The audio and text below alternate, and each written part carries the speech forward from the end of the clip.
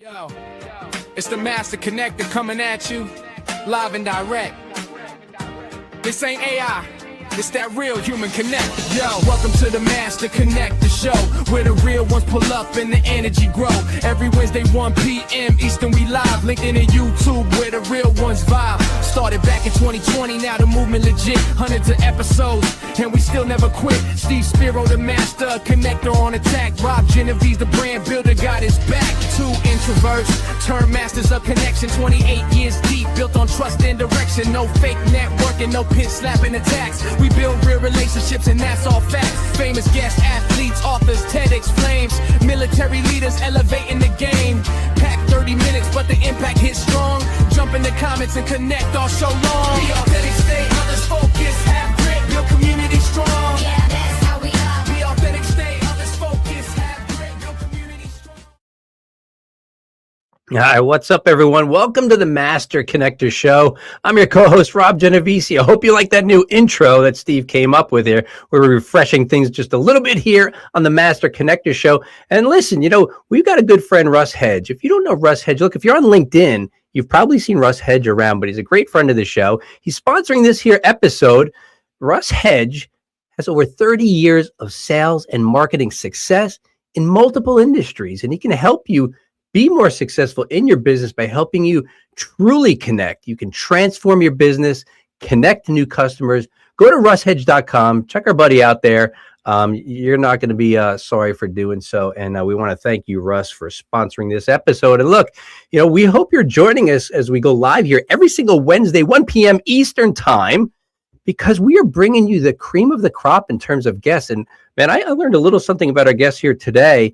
Steve booked this guest as he usually does, and I find out later who's coming on. I'm always excited because our guest has got a great history and a great future and is really helping people gain authority in the space. But listen, we want you to be here live every single week because this is where you come to connect with people. You want to get in the comments. You want to connect with people. You want to be able to ask questions, get your questions answered to help yourself level up. But if you can't, listen, go to masterconnector.show, right? And you can look at the roster of people that we got coming up in future episodes. Somebody on there you need to hear from. You can bookmark your calendar. You can make sure you come in live, get your questions answered. But also, if you can't, understandable, you're very busy. We know you're leveling up. You can go listen to us on YouTube, Spotify, Apple Podcasts, and anywhere you love to listen to your podcasts. You can hear the Master Connector Show, and he'll have this episode and every episode thereafter to tap into for some more leveling up insights.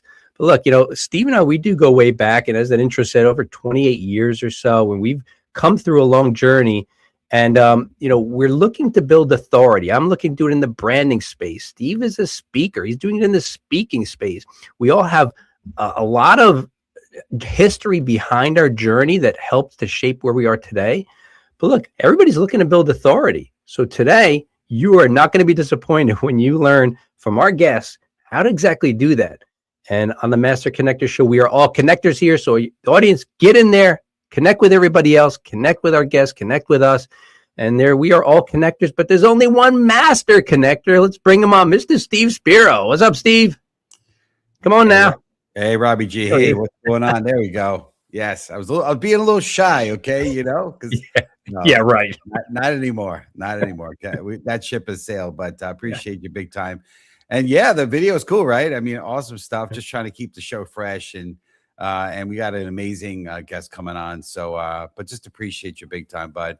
Appreciate all the work you do and behind the scenes and everything you're doing for us. So appreciate you. What's going on, everyone? Steve Spiro, the Master Connector, coming at you live and direct. And listen, it looks like Yolanda already loves the new video. So appreciate you, Yolanda, being on here with us. But excited to get things rolling. I have a question here. Have you ever wondered if the very thing you've been trying to hide is actually the thing the world is waiting to connect with?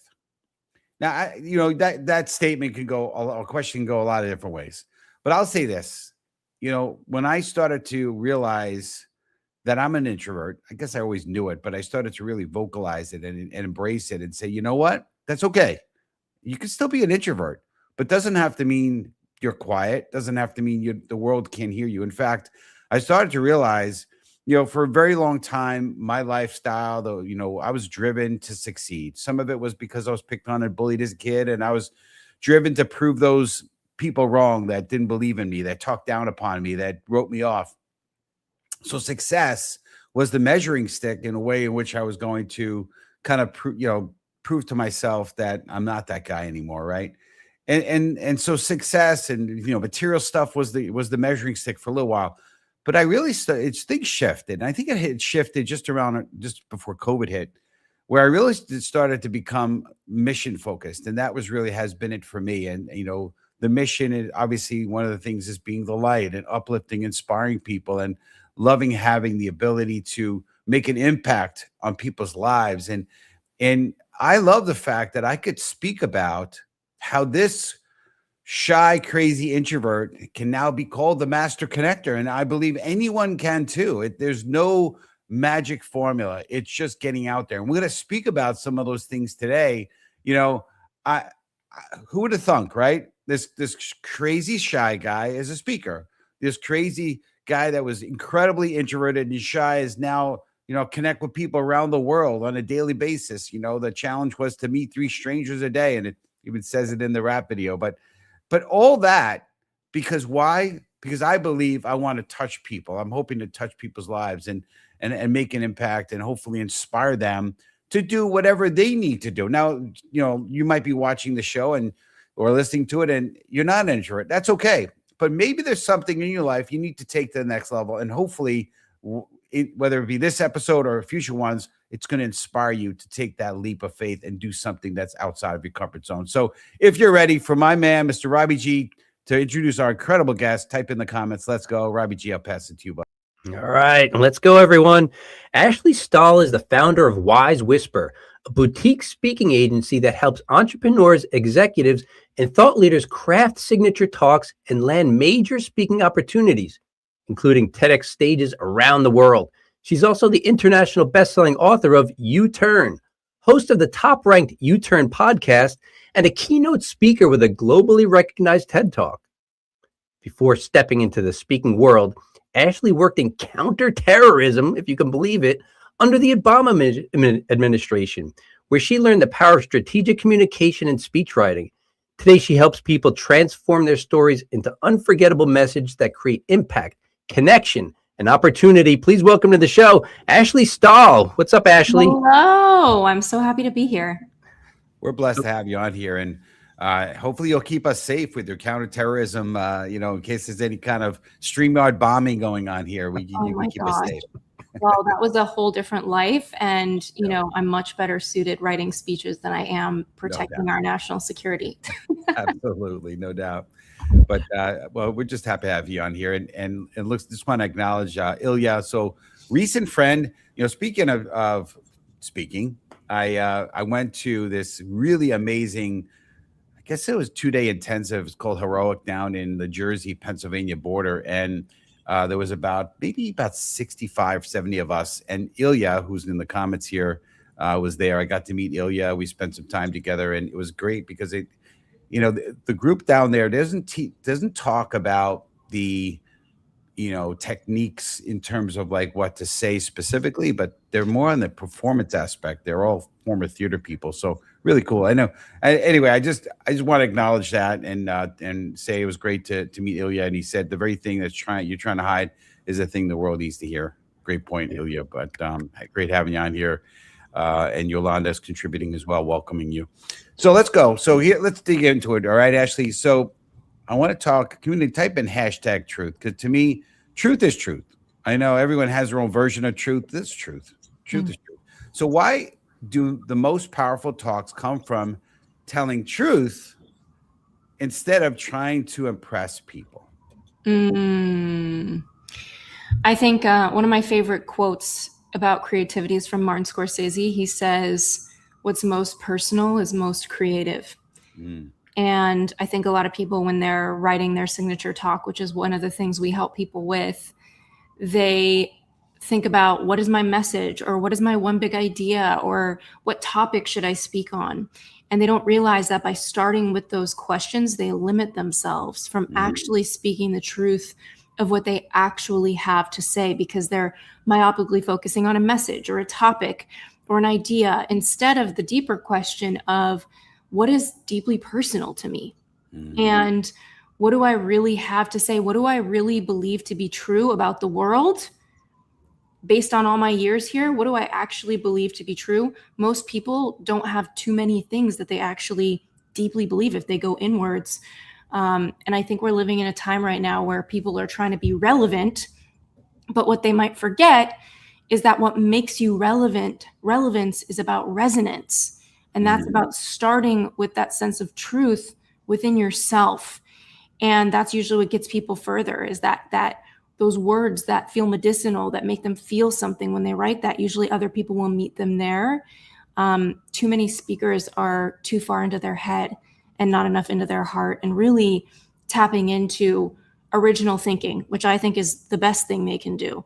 Instead of saying, what's my idea? What's my message? What's my topic? Instead saying, what is the most original thing that I have to say about my topic?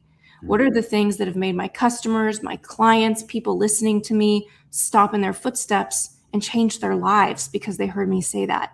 And it's hard to read the label when you're in the jar. So often you don't really know what those original things are without help.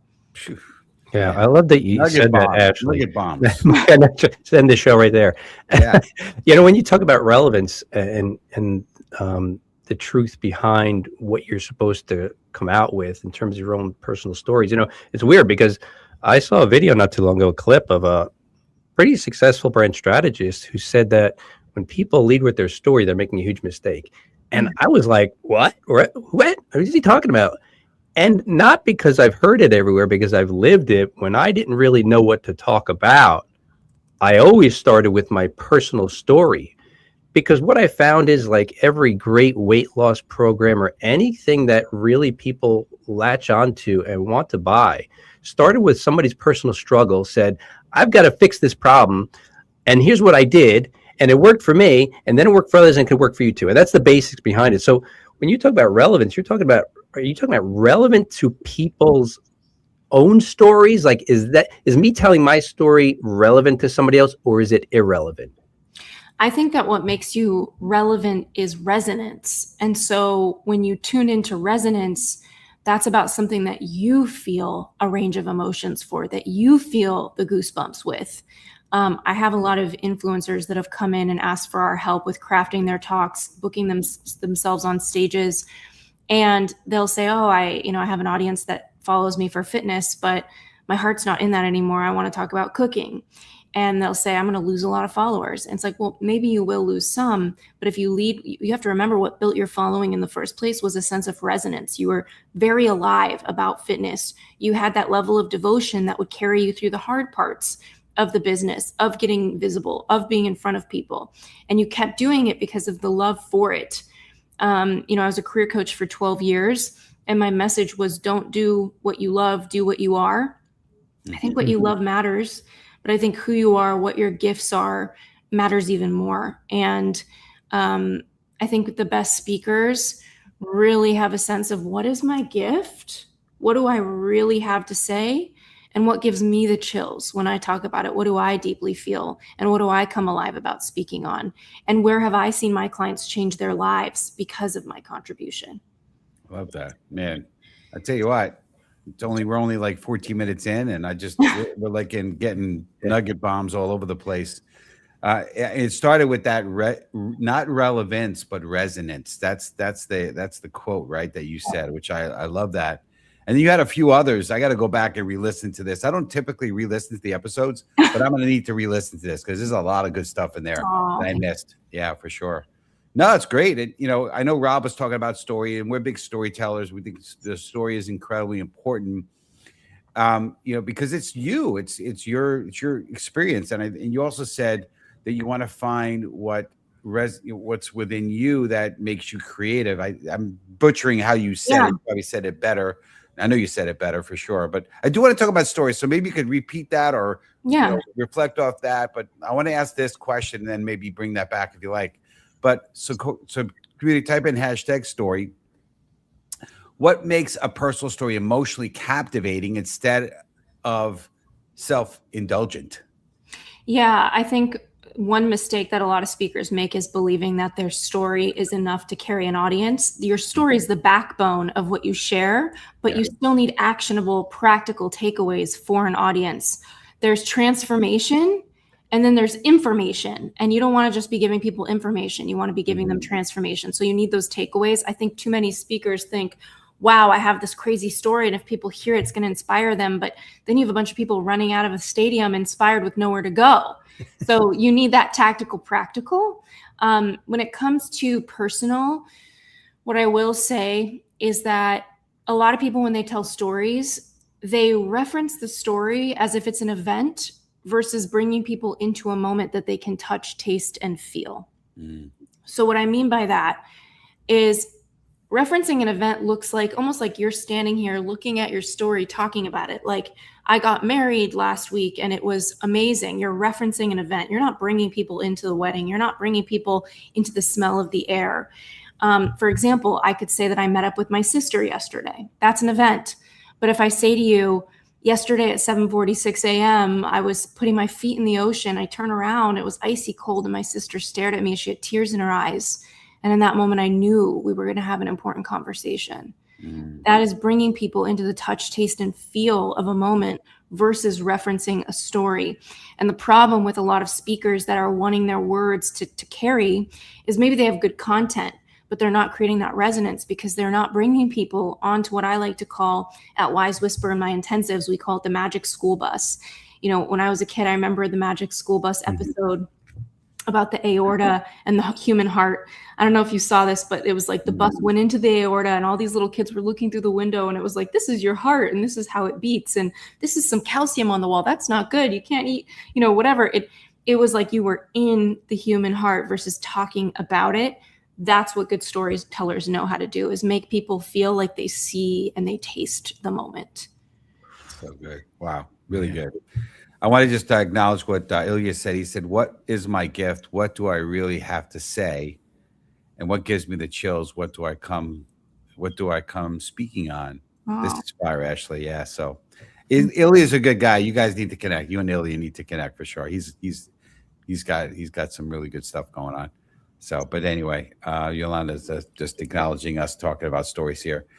Fantastic. Wow. All right, let's keep this going. I know a big part of the topic title of this particular episode is on going viral, right?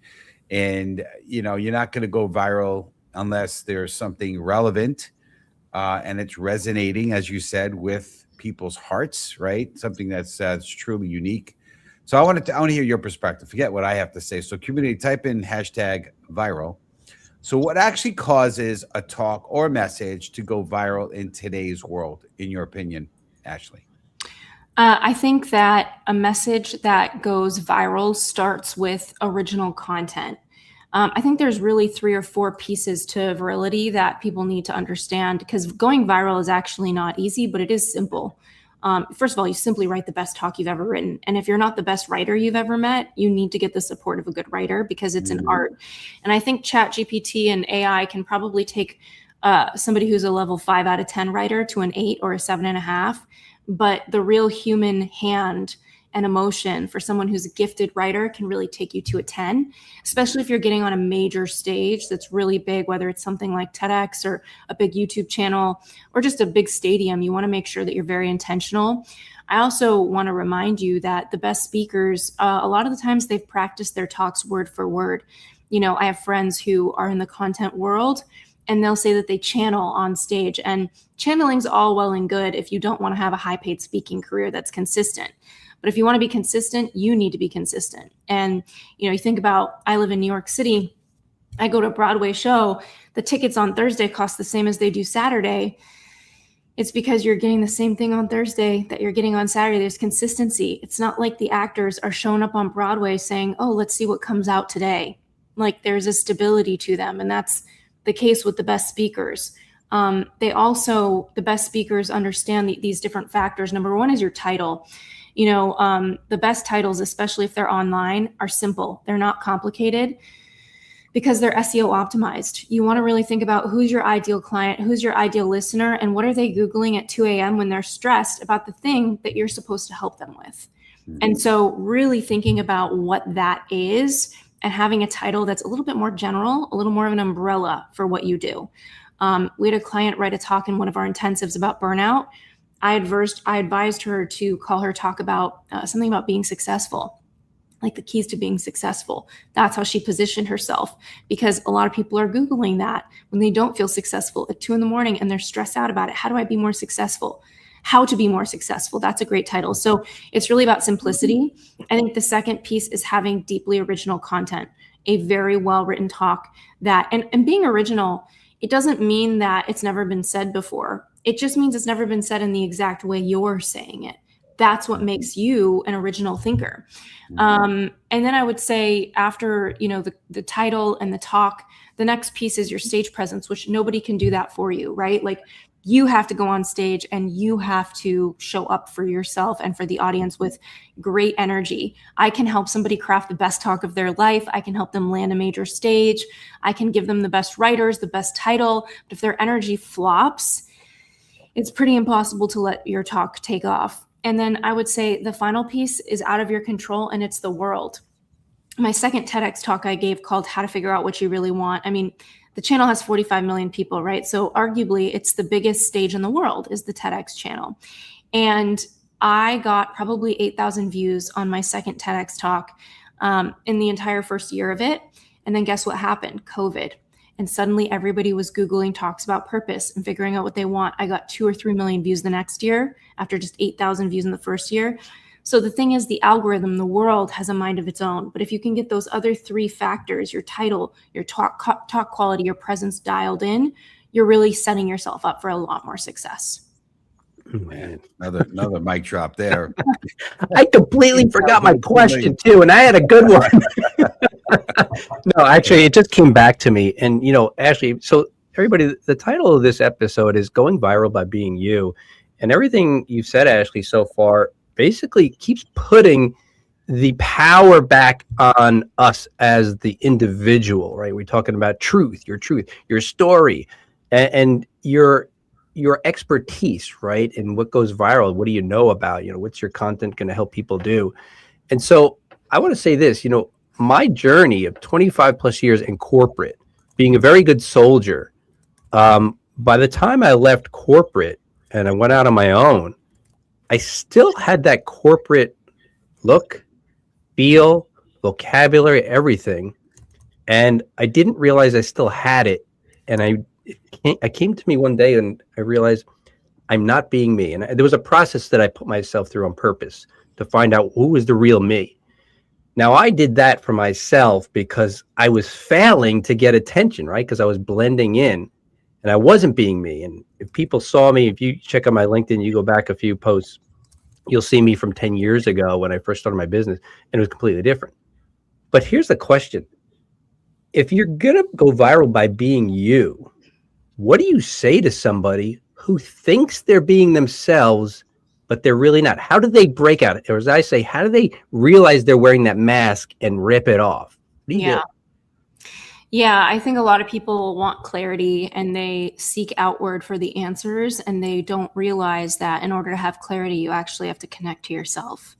And if you don't know what you want to speak on or what you have to say, and I think a lot of people who aren't being themselves, they feel that deep down, and it shows up as anxiety, as fear, as panic, as something going on with their mental health, which a lot of people don't feel well in today's world. And I get it. It's a really this is a hard world to live in. It's a great world. It's a hard world. And so I think if you don't feel like you are connected to yourself, instead of saying, what should I speak on? What should I package? What is my offer? What's my signature talk?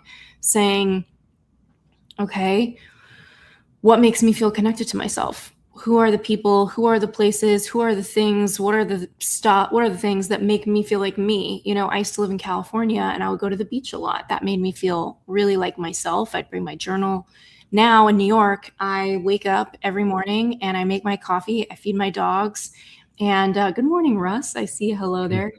And then what do I go from there? I write in my journal. Sometimes I'll ask myself, what do I need to know today? And I'll just see what my hands write. Where do I need to go? What do I need? A lot of the times we're cut off from our needs. We're cut off from our souls. And that's why at Wise Whisper, the Wise Whisper way is really your brain is the brand, your soul is the strategy. And that's what your authority era is about with us. Wow, that's great. So we got a great question, and we love questions. So community, do like what Ilya did here, and let's put a question in here because we got an absolute authority on here. So let's take advantage of her being on here. So he's asking, what would you recommend for a talk about relationships for helping people turn fights, is it right? Into well-being and healing. Well-being and healing. Yeah, it's blocked on my screen here. So yeah, what's your thoughts? And by the way, from your network, Darius says that's a really good question. Yeah. Well, if you look at the top 100 most viral talks on YouTube, a lot of them have titles like the art of, the skill of, the way to, the secret to. So for something like that, I'd be really simple. How to stop fighting with your partner. There you go. Okay. So don't get super creative. Just, well, what are people Googling at 2 a.m, right? Yeah. Interesting. Okay. And that's especially for social content, right? Not necessarily for a talk that's going to be at a keynote or whatnot. Yeah, if you have a conference, you could be more niche, right? Like if it's showing up in a brochure, a pamphlet, this is really for the internet in general, making sure that the SEO is optimized. Love it. Love it. So, a big part of the show, one of our pillars is being authentic. And, it's even in the rap song, right? So I appreciate that. Awesome. I want to talk about authenticity a little bit here. So, Ashley, why our audience is so community, type in hashtag authenticity. Appreciate everyone's participation today. And Ross, great having you on here with us as well. And Darius, welcome to the Master Connector Show. Hopefully you'll come back. But why aren't his audiences connecting more deeply with vulnerability and imperfection right now? What would you say? And maybe you agree or disagree with that. I should ask if you agree with that first. Yeah, a lot of marketing is trends, right? So in like 2014, 15, when Facebook ads started, we saw a lot of people with get rich quick, and people were doing their brand photo shoots in big cities with souped up makeup and hair and outfits, but it really didn't reflect their day-to-day life. And I think in that wave, a lot of people felt like they paid exorbitant prices for people that didn't deliver. And that's something that I'm so passionate about at Wise Whisper is with our clients, like really making sure that if we're running groups, if we're running intensives, we go above and beyond to make sure that their heart, their message comes out of them, that their talk, their stages get booked. And I think a lot of people are fatigued by what they saw over the past 10 years. And so we're in a time right now where people want rawness and realness because it builds trust, and transparency marketing is where we are. Even right now for my business, every now and again, I'll host a webinar. And I know it's a rule in webinars to say, okay, be present, put away your phone or whatever it is. And instead of just saying that, I'll say, okay, I'm going to say to you the thing that every webinar ever says, and it's that you should be present, and it's to get your focus here because we're here and we might as well. So it's like just finding ways with marketing to also be yourself, I think is really huge. I love it. I got a question on this authenticity thing. And look, I built my career on the idea of authenticity, being genuine, that whole thing. And, I don't even like the word anymore because it's so watered down. But, what else do you use? And I like to substitute being real. So in a world of, I'm not even gonna set it up that much. I'm just gonna say, what's the biggest barrier for people today in being authentic, in being real? I think that there's many different wounds that people bring to their spiritual developmental table, right? So there's the fear of humiliation. Literally from a Darwinistic perspective, people have speaking as close to a fear of death, right? And there's a reason for that. Multiple people looking at you and having eye contact with you is historically quite threatening from a survival perspective. You don't want a lot of things looking at you. So a lot of people have different fears, right? The fear of failure, the fear of disappointing their parents, the fear of disappointing their partner, the fear of humiliation, whatever it is. Everybody has a different flavor. So I think the key for people putting themselves out there is to get curious. Like if you could feel in your body where that fear shows up, is it your throat? Is it your chest? Is it your head? Do you get the tingles? And if you could give those a voice, if those tingles could talk, if that thick part in your chest that comes up when you feel fear could talk, what would it say? And usually that's Gestalt's work and philosophy to give these aspects of you a voice. But I think getting to the heart of why you're feeling something comes down to like giving these aspects the opportunity to speak and writing them down. I love it, man. I don't want to stop the show, but we got to stop it. We're already at 30 minutes. Oh my gosh. This is flying by. This is the fastest show ever, Steve. It is. It's amazing. You're doing great. And yeah, Darius, appreciate you saying that. I assume you mean my YouTube just this morning. So perfect timing. Well, we got to connect, Darius. Sounds like we're two minds that think similarly. But listen, I want to close this down. I hate doing this because I really want to hear another half hour, 45 minutes, or as much as we can of you, Ashley. But let's wrap it up. So I know you have call to actions, a CTA you want to just share with our community, and best way for them to reach you, if you wouldn't mind, please. Yeah, we have intensives at Wise Whisper almost every month on how to craft your greatest talk, how to book yourself on major stages, and become a paid speaker if that's what your heart is wanting. So if there's something in you that feels like there's this little voice, even if you're scared, or maybe you're just ready for more visibility and you know that it's your time, we are here. Just send me a DM on Instagram, or you can message me on LinkedIn, and we'll set you up for a conversation with our team. I love it. Appreciate it. Well, we really appreciate you. You did amazing. I didn't have any doubt. Obviously, I wouldn't have had you come on here, but you were amazing. And so we just appreciate you. So I'm going to put you in the green room, and I'd love to say hello, goodbye again. But thank you again for blessing our community. Thanks again, Ashley. All right. Awesome stuff. Wow. All right. Well, I don't know if we'll be able to top that one, community, but episode 263 next week on June 3rd, same bad time, same bad channel, with becoming a master attractor with Michael Asherbrenner. I think I'm pronouncing it well. So, and if you want to learn more about some of the up and coming episodes, go to masterconnected.show. You could also see how not only the upcoming episodes, but how to sponsor a show like Russ Hedge did for today's show, or to be a guest on a show as well. I want to close with real quick with something here. And by the way, don't forget, you saw it when he comes on. He has Rob's book, Don't Fear the Brand. Go get that book. I highly recommend that book. It's amazing. But let's close it down. Trevor Noah grew up during apartheid in South Africa, often feeling like he didn't fully belong anywhere because of his mixed race identity and painful upbringing. Instead of hiding those experiences, he turned his honest storytelling, humor, and vulnerability into a global platform that helped millions feel seen, understood, and connected. Let his journey remind us that our story is not our weakness. It may be the very light someone else needs. So don't be afraid to share it boldly and become a beacon of light to the world. Folks, remember, let's shine our light. God bless. We'll see you next week. Yo, welcome to the Master Connector Show, where the real ones pull up and the energy grow. Every Wednesday, 1 p.m. Eastern, we love so long.